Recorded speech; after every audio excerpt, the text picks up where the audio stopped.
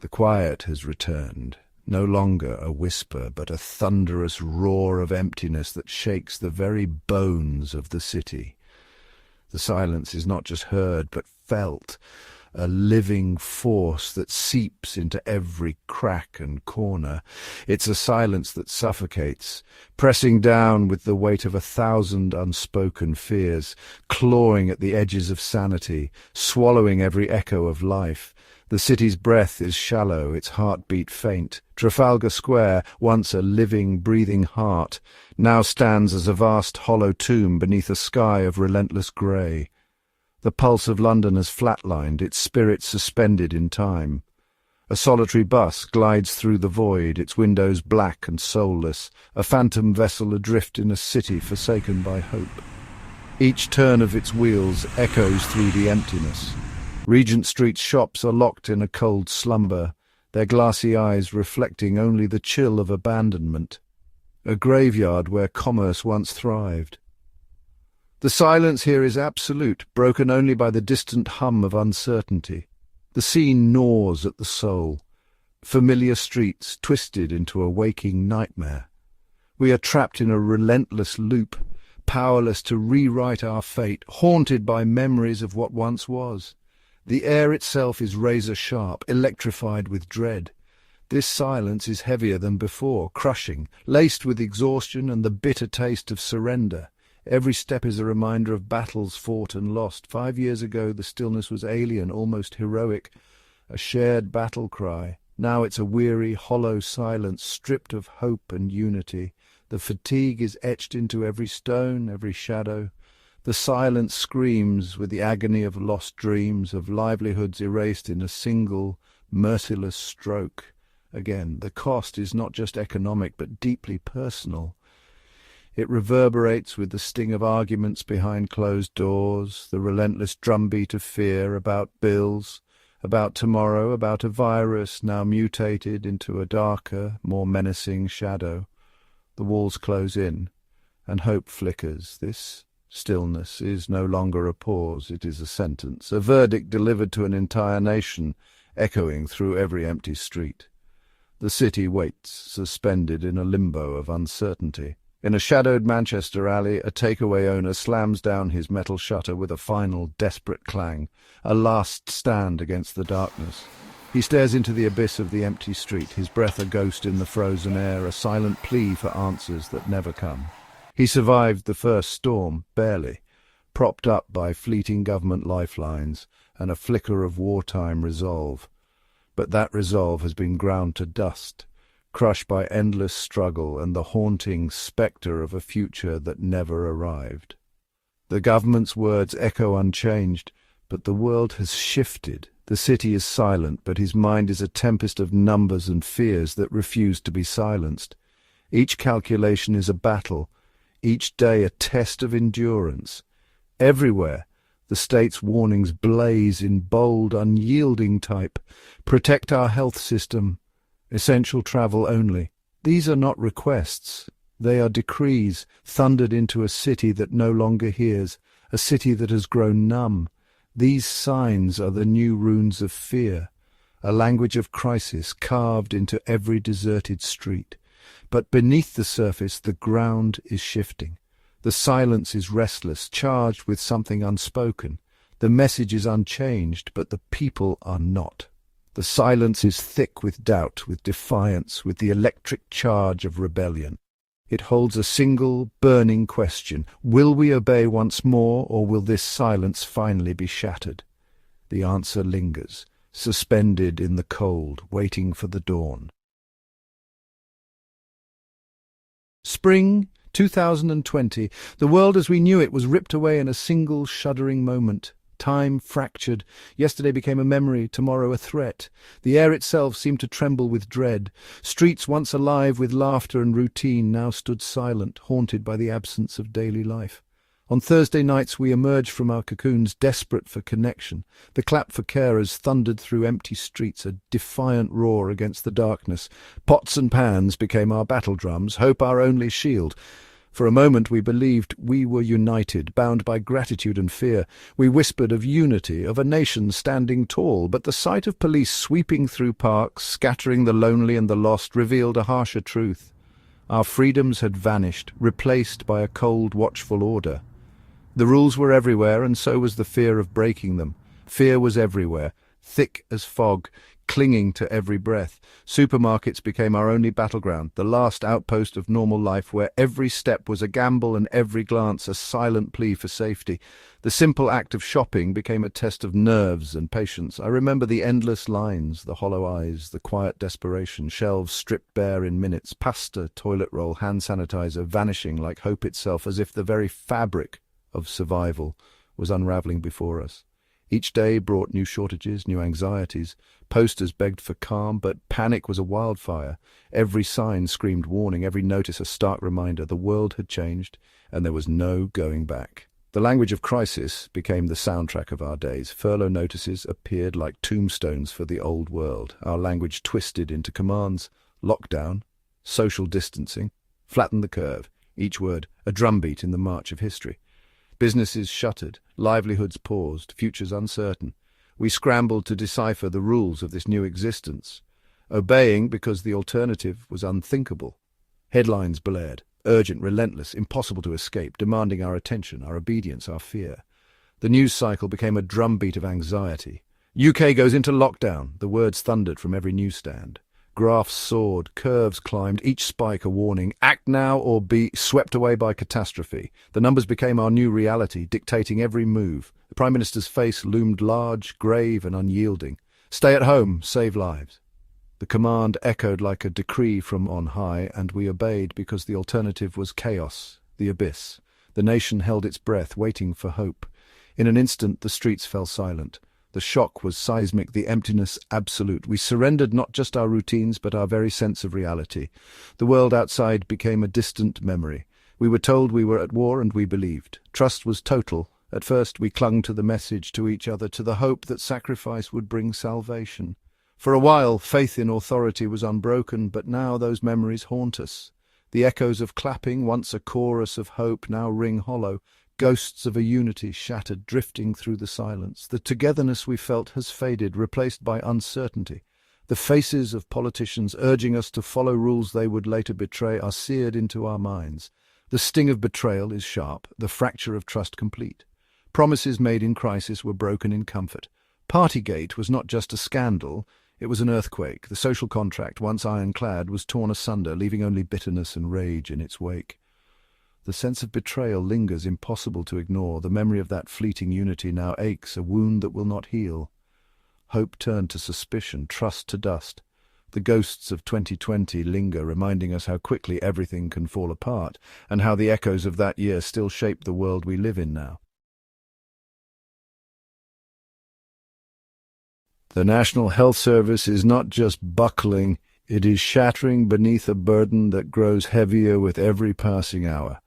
The halls echo with the ghosts of hope, now replaced by the relentless march of crisis. Every corridor, every ward, is a battlefield where exhaustion and fear are constant companions. The applause that once thundered through the streets is now a memory, fading into the darkness. I meet a nurse. Her voice quivers, her eyes hollow. She is a warrior stripped of armor, her spirit battered by endless battles. The fatigue is etched into her every movement. She speaks of comrades haunted by the nightmares of the first wave, now forced to face a second with nothing left to give. 7.36 million waiting. These are not statistics. They are a monument to a system on the edge of oblivion, a silent testament to the pain behind every closed door. Another lockdown may delay the inevitable, but it carves deep wounds into those who serve. Every shift is a war zone. Every day, a test of human endurance against impossible odds. The scars are not just physical, they are emotional, invisible and lasting. The suffering does not end at the hospital doors. Across the nation, kitchen tables have become front lines, parents transformed into teachers fighting to keep their families from falling apart. The pressure is relentless, the uncertainty overwhelming. Parents are stretched to the breaking point, juggling fragile jobs, remote work, and the relentless storm of homeschooling. The learning lost in the first lockdowns was catastrophic, a wound that bleeds still and may never fully heal.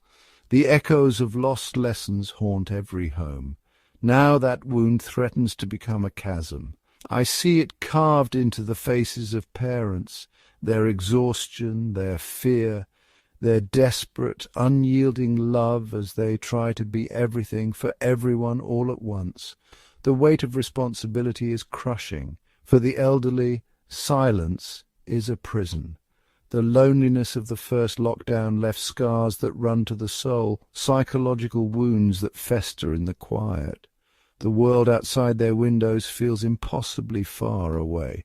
Many who survived months of isolation now face it again, this time stripped of the fragile support that once offered hope. The fear of the virus is real, but the terror of endless solitude is just as sharp. Days dissolve into one another, broken only by the fleeting shadow of a delivery at the door. The silence is deafening, the promise to protect the vulnerable. Now it rings hollow, a cruel echo in rooms filled with nothing but silence. The cost of isolation is measured in heartbreak, and the businesses, ghosts, now haunt the high street. To let signs stand as gravestones for dreams buried by the last economic storm. The streets are quieter, the future more uncertain than ever. Small business owners who risked everything to survive now stare into the abyss. The safety nets have vanished. The debts remain.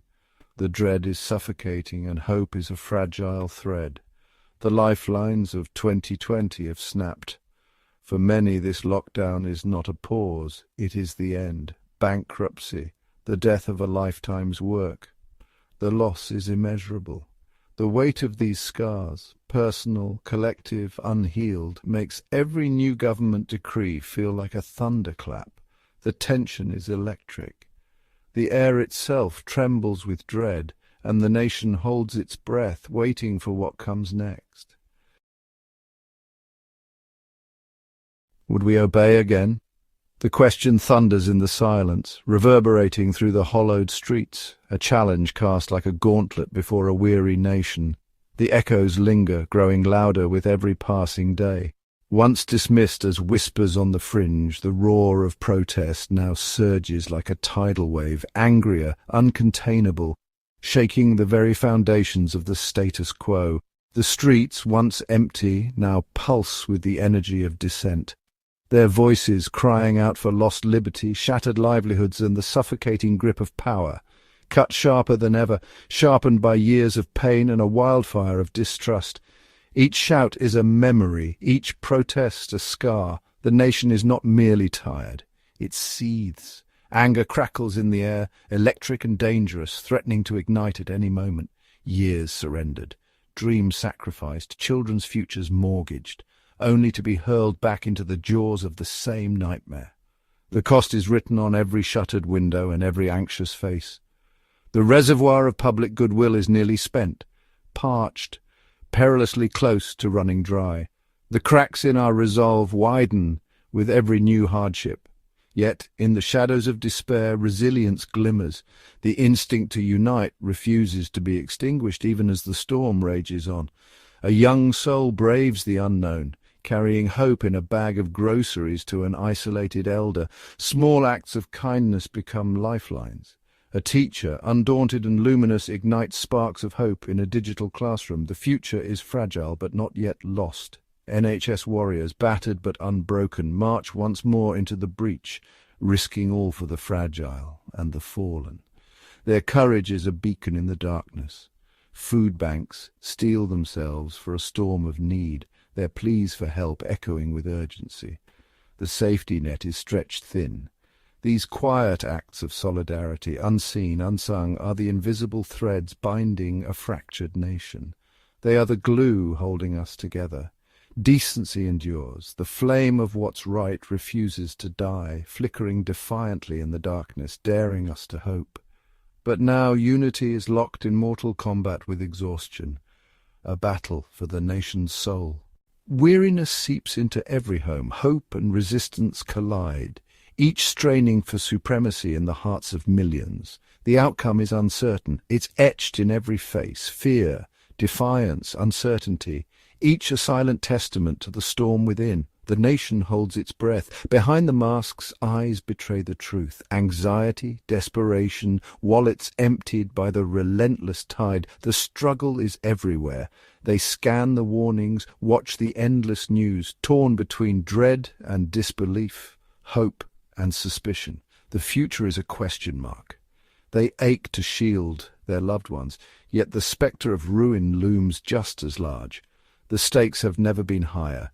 They yearn to trust the science, but the messengers, politicians, have squandered their faith. Trust is a currency in short supply. The nation stands on a knife edge. One misstep and the fragile balance shatters. The crossroads is real and the choice is ours. The first lockdown was a collective gasp, a nation frozen in terror, united in hope. We clung to each other even from afar. This one is a slow, agonizing exhale, drawn out, uncertain, heavy with dread. The silence is deafening. The government rolls the dice, issuing decrees and betting on obedience that may already be spent. The gamble is greater than ever.